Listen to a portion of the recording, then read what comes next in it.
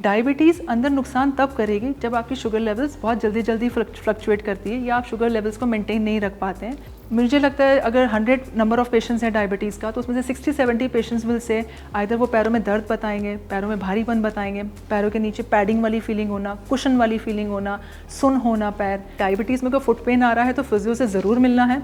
Physio आपकी evaluation करेगा।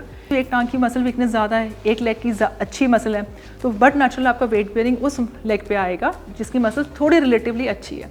वो भी अलाइनमेंट डिस्टर्बेंस करने की वजह से फुट पेन दे देता है। डायबिटिक फुट पेन हो, डायबिटिक लेग पेन हो, मालिश इज़ टोटली कॉन्ट्राइंडिकेटेड। मालिश करने से आपको उस हिस्से में थोड़ा आराम मिल जाएगा, लेकिन वो जो खलियाँ हैं वो कहीं और जाके बैठ जाएंगी, या तो वो थाई में आ जाएंगी या काफ के निचले हिस्से में जाके बैठ जाएंगी, वो और ख़तरनाक हो सकती हैं। सेहतनामा देख रहे सभी दर्शकों का स्वागत। सेहतनामा में आज हम बात करेंगे डायबिटीज़। इंडिया को डायबिटीज़ कैपिटल कहा जाता है। बहुत सारे डायबिटीज़ के पेशेंट बढ़ रहे हैं और उसके साथ उनसे जुड़ी प्रॉब्लम्स भी बढ़ रही हैं। और एक प्रॉब्लम जो जिनको शुगर की बीमारी है, मधुमेह रोग है, उनको पैरों में दर्द होता है, फुट पेन होता है। तो क्या इसका कोई इलाज है? डॉक्टर हर्षनीत हमारे साथ हैं, उनसे बात करते हैं। बहुत बहुत स्वागत। So diabetes and foot pain. Diabetes में फुट पेन बहुत कॉमन है, पैरों में दर्द, काफ मसल, पिंडलियों में दर्द, ये उनको शिकायत रहती है। तो वजह क्या है? सबसे पहले तो ना डायबिटीज़ में एक पेशेंट को हमेशा जो एक जहन में बात बैठ जाती है कि मेरे अंदर शुगर लेवल बढ़ा हुआ है, तो ये कई सारे ऑर्गन्स को, कई सारे जॉइंट्स को, मसल्स को नुकसान करेगा लॉन्ग रन में। धीरे धीरे डायबिटीज़ हमारे शरीर को ख़त्म करती है। एक ये डर हमेशा दिमाग में बैठा होता है। डायबिटीज़ अंदर नुकसान तब करेगी जब आपकी शुगर लेवल्स बहुत जल्दी जल्दी फ्लक्चुएट करती है या आप शुगर लेवल्स को मेंटेन नहीं रख पाते हैं। अगर आप मेंटेन कर रहे हैं तो शुगर लेवल्स या डायबिटीज़ आपको परेशान करने में पीछे हट जाएगी, वो इतनी जल्दी आपको परेशान नहीं करेगी। लेकिन अगर साथ साथ में सिम्टम्स आ रहे हैं, खासकर foot pain is very common. मुझे लगता है अगर 100 नंबर ऑफ़ पेशेंट्स हैं डायबिटीज़ का, तो उसमें से 60-70 पेशेंट्स विल से आइदर वो पैरों में दर्द बताएंगे, पैरों में भारीपन बताएंगे, पैरों के नीचे पैडिंग वाली फीलिंग होना, कुशन वाली फीलिंग होना, सुन होना पैर, जलन होना पैर में, हीट निकलना, या रात को इतना ज़्यादा काफ पिंडलियों ने टाइट हो जाना, उसमें क्रैम्प्स आना, खल्लियाँ बन जाना, मतलब इतना ज़्यादा दर्द कि उनको चलने में भी मुश्किल होती है और उन्हें इनफैक्ट अपने रूटीन काम, जैसे 2 कदम टॉयलेट तक जाना है या 2 कदम हमने किचन तक जाना है, उसमें भी उन्हें दिक्कत इतनी ज़्यादा होती है। एंड दे स्टार्ट बिलीविंग कि ये शायद डायबिटीज़ का ही नुकसान है जिसकी वजह से हो रहा है। डायबिटीज़ शुगर लेवल्स जब बढ़ जाती है, वो नर्व्स जो कि हमारी सिग्नल को ब्रेन से, स्पाइनल कॉर्ड से सिग्नल फुट तक, मसल्स तक लेके जाती है, वो सिग्नलिंग में प्रॉब्लम आना शुरू होती है। वो भी तब जब आपका क्रॉनिक केस है, लॉन्ग स्टैंडिंग केसेस बहुत पुरानी, 30 साल 40 साल पुरानी है, तभी वो दिक्कत देना शुरू करेगी। बट अगर उसके पहले ही आपको चीज़ें आ रही हैं तो definitely foot pain is not essentially because of your diabetes. एक वर्टिकल तो ये है। सेकेंड वर्टिकल है डायबिटीज़ की वजह से भी अगर है तो फुट पेन में जो कॉमनली लोगों को इलाज पता है कि अच्छा फुटवेयर ले लिया, कोई महंगा जूता ले लिया, इनसोल लगवा लिया जिससे पैरों को कुशनिंग मिले, या वो कहीं ना कहीं अपनी मूवमेंट्स कम करना शुरू कर देते हैं क्योंकि मूवमेंट्स करने के साथ उनका पेन बढ़ता है। अब पेशेंट के लिए सबसे बड़ा डायलेमा वहाँ बन जाता है जहाँ उनके डॉक्टर उन्हें बार बार एनकरेज करते हैं कि आपने मूवमेंट्स करनी है, एक्सरसाइज करनी है ताकि आपकी शुगर लेवल कंट्रोल्ड रहे, या फिर आपका इंसुलिन रेजिस्टेंस बढ़े, जो मेन क्राइटेरिया फॉर एक्सरसाइजेज हैं। सेकेंडली डायबिटीज़ मसल्स और जॉइंट्स को भी बहुत ज़्यादा नुकसान करती है, तो मांसपेशियों में जान आए, स्ट्रेंथनिंग आए, जिससे आप अपनी एक्टिविटी को मेंटेन कर सकें, उसके लिए काफ़ी एनकरेजमेंट होती है।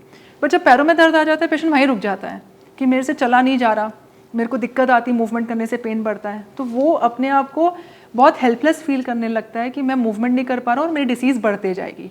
अब इस स्थिति में फुट पेन से बाहर निकलना बहुत ज़रूरी है, और फुट पेन से बाहर निकलने के लिए हम लोग स्ट्रांगली रिकमेंड करते हैं, इसमें रिहैबिलिटेशन बोला जाता है। अगर हम बाहर के देशों में देखें तो अक्सर वहाँ पे जब ये डायबिटीज़ डिसीज़ डिटेक्ट होती है तो पेशेंट को फिजियो के पास भेजा जाता है, जहाँ फिजियो पेशेंट की लाइफस्टाइल को अंडरस्टैंड करता है, उसकी बॉडी रिक्वायरमेंट्स को समझता है, वो क्या एक्सरसाइजेस कर सकते हैं, क्या नहीं कर सकते हैं, और इमीडिएटली वो एक अच्छा डाइट के साथ साथ एक्सरसाइज प्लान भी डिसाइड करता है। डाइट के लिए तो डाइटिशियन हो गए हमारे लेकिन हमारे इंडिया में ये प्रैक्टिस अभी थोड़ी कम है। अक्सर जब पेन में पेशेंट आ जाता है या कहीं उसे कहीं आराम नहीं मिल रहा है तो they opt physiotherapy as an option कि शायद इससे भी फ़र्क पड़ सकता है, जबकि ये मैंडेटरी है।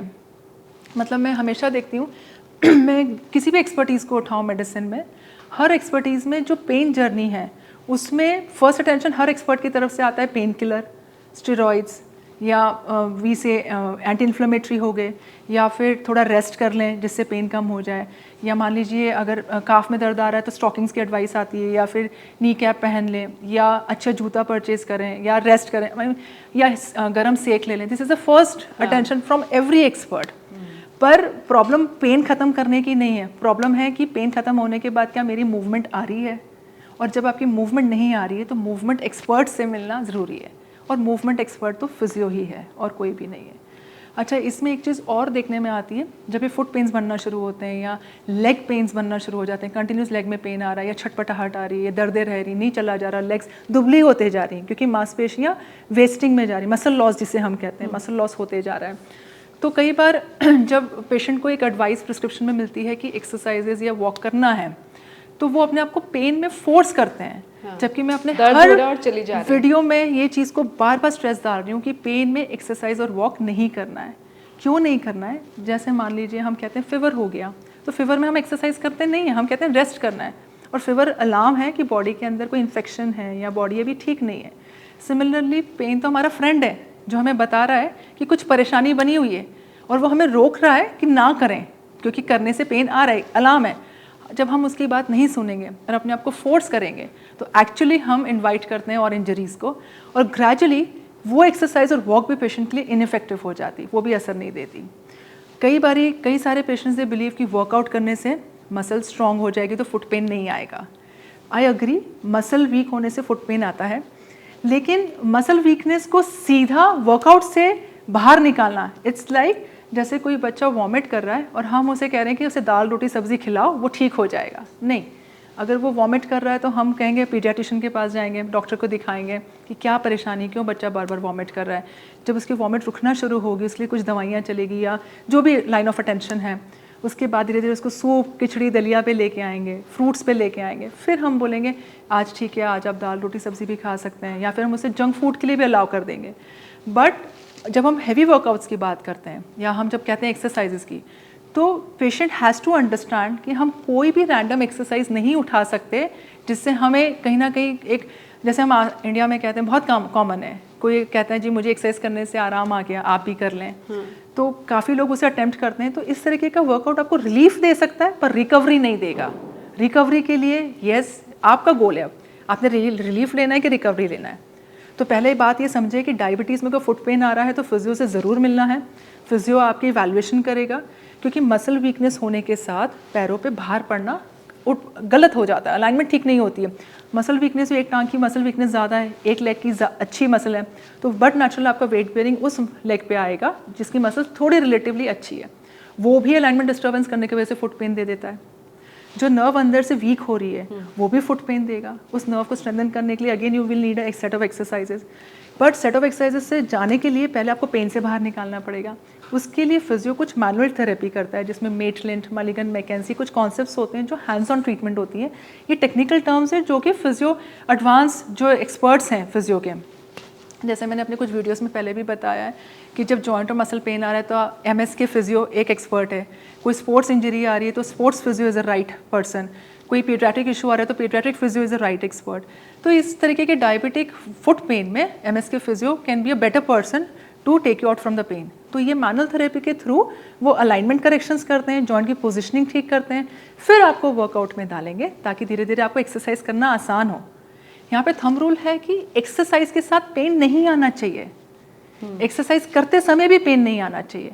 लेकिन अगर आप दर्दों में जा रहे हैं या फिर एक्सरसाइज वॉक करने से आपका पेन बढ़ता है, that is the right time to see your physio, your movement expert, कि मुझे ये एक्सरसाइज वॉक करने से मेरा पैरों का दर्द बढ़ जाता है। लेकिन इसमें बिल्कुल ना आप कंटिन्यू करें कि फुट पेन है तो ये डायबिटीज़ का पार्ट है, ये तो रहेगा ही, ये तो ठीक हो ही नहीं सकता। बिल्कुल ठीक हो जाता है, इतना कंफर्टेबल हो जाता है पेशेंट कि वो अपनी एक्सरसाइज और वॉक को एंजॉय करने लगता है, and that becomes a boon to control his diabetes.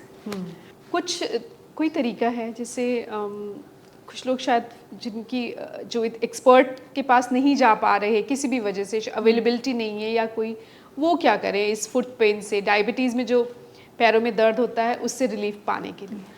अगर आपके डायबिटीज़ में फुट पेन के साथ स्वेलिंग आ रही है मान लीजिए, तो उसमें आप बहुत एक सेफ़ तरीका कर सकते हैं। अगर आपकी सेंसिटिविटी ठीक है ठंडा गर्म के लिए, अफेक्ट नहीं हुई है, तो एक बकेट में ठंडा पानी, ठंडा मतलब रीज़नेबली ठंडा, बहुत हार्ड बहुत कोल्ड पानी नहीं लेना है। एक बकेट में आप look warm water, look warm मतलब कोसा गर्म, गुनगुना सा पानी। हमारे इंडिया में एक ये भी टेंडेंसी होती है बहुत सारे पेशेंट्स की कि अगर तेज़ गर्म नहीं किया तो फिर वो असर कैसे करेगा, अगर तेज़ ठंडा नहीं किया तो असर कैसे करेगा। तो मैं हमेशा अपने पेशेंट्स को समझाती हूँ कि आपने फीलिंग नहीं लेना है, आपने अपने टिश्यू के लिए देखना है, आपके ऑर्गन के लिए देखना है कि क्या टेम्परेचर ठीक है। अगर पैरों में स्वेलिंग आ रही है तो आप डेली का प्रैक्टिस बनाएं, सुबह शाम 2 बार 15 से 20 मिनट के लिए वो दोनों बकेट्स के अंदर, जैसे दोनों पैर आपने पहले ठंडे में डाला फॉर 5 मिनट्स, फिर दोनों पैरों को आपने 5 मिनट्स कोसे गर्म में डाला, अगेन आपने ठंडे में डाला, अगेन आपने गुनगुने में डाला। सो टोटल 20 मिनट्स हो गया, 20 मिनट के लिए। ये एक बार सुबह एक बार शाम को ज़रूर करें, उससे आपकी पैरों की स्वेलिंग काफ़ी निकल जाएगी। स्वेलिंग निकलने से भी कई बार पेन में कमी आ जाती है, पेन एकदम से कम हो जाता है और पैरों में हल्कापन आ जाता है, तो पेशेंट को मूवमेंट करना आसान होता है। बट अगर स्वेलिंग नहीं है, सिर्फ पेन है, जलन हो रही है पैरों में और बहुत ज़्यादा दर्दें रह रही हैं, तो बहुत सेफली अपने एक्सरसाइजेस को इंक्रीज़ करें। और walk should B secondary not primary अगर पेन आ गया, क्योंकि अक्सर लोग वॉक एंजॉय करते हैं, फटाफट वॉक को ऑप्ट करते हैं कि walk is a complete exercise या वॉक से हमें बहुत बेनिफिट होगा। But when you are into diabetic foot pain, walk should be the last thing to opt for your pain, to take you out of your pain या अपनी movements को execute करने के लिए। एक्सरसाइजेस में आपने बहुत इसेंशियली फुट की जैसे सिंपल मूवमेंट से आपने ऊपर नीचे फुट को मूवमेंट कर लिया, या आपने रेस्टिंग पोजीशन में पहले लेटे लेटे फिर बैठे बैठे फुट मूवमेंट स्टार्ट करी, उसमें भी अगर आपको पेन रह रहा है देन तो I think so you should see a physio first rather than attempting your exercises on your own. So this is the first thing they have to understand. अच्छा, कई बार काफ मसल बहुत दर्द होते हैं और खलियां जैसे आपने भी कहा पड़ जाती हैं, है ना, नोड्यूल्स बन जाते हैं उसमें, बिल्कुल पेशेंट बताते होते हैं कि मोटे मोटे बैंड्स बन गए मसल्स में, बिल्कुल बहुत पेनफुल होता है, इतना पेनफुल होता है, सो भी नहीं पाते पेशेंट। तब क्या करें, कोई क्या मालिश करने से या कुछ मालिश इस स्थिति में बिल्कुल नहीं करना है। डायबिटिक फुट पेन हो, डायबिटिक लेग पेन हो, मालिश इज़ टोटली कॉन्ट्राइंडिकेटेड। मालिश करने से आपको उस हिस्से में थोड़ा आराम मिल जाएगा, लेकिन वो जो खलियाँ हैं वो कहीं और जाके बैठ जाएंगी, या तो वो थाई में आ जाएंगी या काफ के निचले हिस्से में जाके बैठ जाएंगी, वो और ख़तरनाक हो सकती हैं, वो और नुकसान कर सकती है। अब काफ जो है हमारा सेकंड हार्ट है बॉडी का। हम इसको सेकंड हार्ट क्यों बोलते हैं, क्योंकि ये ऊपर से आए हुए खून को नीचे से वापस ऊपर ले जाने में मदद करता है। मतलब काफ के डुअल रोल हो गए, एक एज अ मसल और एक एज अ हार्ट। और अगर काफ में आपकी बहुत फ्रिक्वेंट क्रैम्प्स आ रहे हैं, क्योंकि अक्सर मैं क्रैम्प्स में सुनती हूँ कि लोग कहते हैं जैसे क्रैम्प आते हैं हम खड़े हो जाते हैं, उस पर बाहर डालते हैं, वो सेटल हो जाते हैं। कई बार ये क्रैम्प्स अक्सर रात को ज़्यादा मुश्किल करते हैं, तो उस वक्त आप पहले तो कोशिश करें इन खलियों को डाइल्यूट करने के लिए, पहले कोशिश करें लेटे लेटे बैठे बैठे अपने फुट को स्ट्रेच करके उसको रिलीज़ करने की कोशिश करें, बजाय सीधा खड़े होने के, क्योंकि सीधा खड़ा होने से उसमें रिलीफ इमीडिएटली आ जाएगा पर वो खलियाँ कहीं और जाके बैठ जाएगी। पर अगर आपने उसे लेटे लेटे या बैठे बैठे स्ट्रेच करके ठीक करने की कोशिश करी तो वो आपको एक्चुअली लॉन्ग रन में मददगार होगा, खलियों को तोड़ने में मदद करेगा। तो आप क्या बताते हो आपके पास जो पेशेंट आते हैं? अब हम लोग सबसे पहले पेशेंट जब हमारे पास आता है तो उससे डिटेल हम लोग पूरा हिस्ट्री लेते हैं, प्रॉपर उसकी डिटेलिंग की कितने टाइम से पेन आ रहा है। अक्सर ये पेन पेशेंट्स बताते हैं 10 साल 15 साल 20 साल से पेन है, हमें पता ही नहीं था कि इसके लिए क्या करना है, we were living with it. तो पहले तो वो समझना ज़रूरी होता है कि उस प्रॉब्लम की गहराई कहाँ है, उसने किन किन चीज़ों को पकड़ा हुआ है। क्योंकि अक्सर डायबिटीज़ वाले पेशेंट को लॉन्ग रन में सिर्फ लेग्स की मसल्स ही नहीं, शोल्डर मसल्स भी वीक होना शुरू हो जाती हैं, जिसको हम लोग अक्सर सार्कोपीनिया बोलते हैं, या फिर एजिंग के इम्पैक्ट आते हैं या मेनोपॉज के इम्पैक्ट्स आते हैं, वो एक अपने आप में अलग डिसीज़ है। उसके बाद जब उसकी डिटेल हिस्ट्री ले ली कि कहाँ कहाँ इम्पैक्ट आ रहा है, पेन्स कहाँ कहाँ हैं, फिर पेन की स्कोर को समझा जाता है। अब जैसे मैं विजुअल एनालॉग स्केल बोलती हूँ, VAS score, 0 is no pain, 10 is unbearable. अब ये वैस स्कोर WHO ने मैंडेटरी किया हुआ है सभी एक्सपर्ट्स के लिए टू यूज़ टू आइडेंटिफाई कि पेन कितना है। क्योंकि मान लीजिए अगर मैं आज आपसे पूछती हूँ कितना पेन है, आप मुझे नॉर्मली आंसर आता है थोड़ा पेन है, ज़्यादा पेन है, मद्दा पेन है। कई बार पेशेंट कहते हैं कि पेन का कोई नेचर ही नहीं, कभी भी बढ़ जाता है, कभी भी घट जाता है। कैसे मेजर करेंगे पेन? तो वो आप मुझे कैसे बता पाएंगे कि कितना पेन है? लेकिन अगर मैं आपके सामने एक पेन थर्मोमीटर रख देती हूँ, जैसे हम बुखार के लिए थर्मोमीटर यूज़ करते हैं, वैस score is such a wonderful thing, जिसमें बताना पेशेंट को बहुत आसान है कि 10 बर्दाश्त के बाहर है, तो बताता है कि मुझे 7 का दर्द है, 8 का दर्द है, जब मैं बैठी हूँ तब तो ठीक है, चलने लगती हूँ तो वो एकदम शूट कर जाता है। मतलब they can define their pain very clearly, जिससे हमें क्लैरिटी आती है कि पेशेंट को कितना प्रॉब्लम है। अब पेन के साथ साथ वो उसकी मूवमेंट कितनी रेस्ट्रिक्टेड हो रही है। मुझे 10 कदम चलना मुश्किल है, मैं पूरी वॉक कर आती हूँ, लेकिन मुझे कहीं मॉल जाना है, कहीं मार्केट जाना है, वो मैं नहीं कर सकती। या फिर मुझे घर के अंदर ही मूवमेंट, 2 कदम मुझे टॉयलेट जाना है, मुझे 2 सीढ़ियाँ चढ़नी है, या घर का जो जैसे हम दहलीज कहते हैं वो 2 कदम चढ़ने में मुश्किल आ रही है। तो वो मूवमेंट एनालिसिस में हमें समझ में आता है कि उसके कितने जॉइंट्स इन्वॉल्व हो गए। पेन तो वो फुट में बता रहा है, पर क्या वो पेन बैक से तो नहीं आ रहा, कहीं वो पेन नी से तो नहीं आ रहा, कहीं वो हिप से तो नहीं आ रहा। वो रेफर्ड पेन्स होते हैं, उनके एनालिसिस होती हैं। उसके अलावा नेक्स्ट स्टेज हमारी होती है कि उसके ADS, activity of daily living. जैसे पेशेंट कहता है मुझे टॉयलेट सीट से उठना भी मुश्किल है, मुझे पलंग से खड़े होना भी मुश्किल है, तो वो सिवियरिटी ऑफ प्रॉब्लम बताता है, क्योंकि उसकी फंक्शनिंग ज़्यादा ख़राब हो गई। 3rd स्टेज ये होती है। फिर 4th स्टेज हम पूछते होते हैं कि आप क्या क्या मेडिकेशंस लेते हैं, आपको शुगर लेवल किस तरह से चल रहा है। कई बार जब पेशेंट का शुगर लेवल बहुत ज़्यादा बढ़ जाता है तो उसे अलार्म इस तरह से मिलता है कि मेरी दर्दें बढ़ गई, कंधे में, फुट में ये दर्दें बढ़ गई। That is the first alarm. और जैसे ही ये दर्दें बढ़ी, जहाँ उसे चेक किया शुगर बढ़ी हुई है, तो शुगर को पहले कंट्रोल करना ज़रूरी है।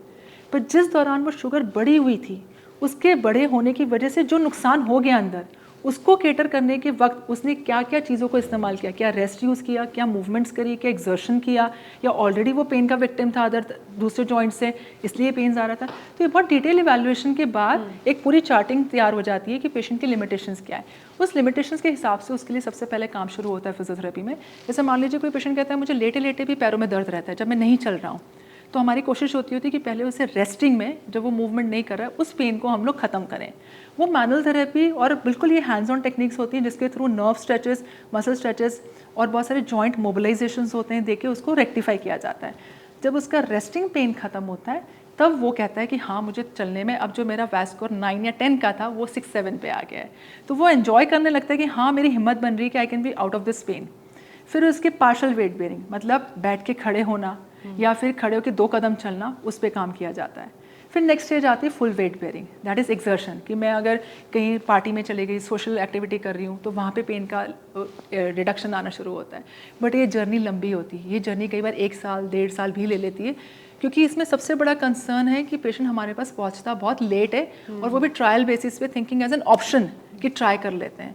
जबकि मैं अपने टॉक्स में, जो पब्लिक अवेयरनेस प्रोग्राम्स में हमेशा इनकरेज करती हूँ, अगर आपकी डायबिटीज़ डिटेक्ट हुई है तो आप अपने डॉक्टर के पास ज़रूर जाएं, लेकिन इमीडिएटली साथ में अपने फिजियो को भी मिलें, क्योंकि आपकी मूवमेंट और एक्सरसाइज आपकी लाइफ लाइन है आपकी डायबिटीज़ को मैनेज करने के लिए।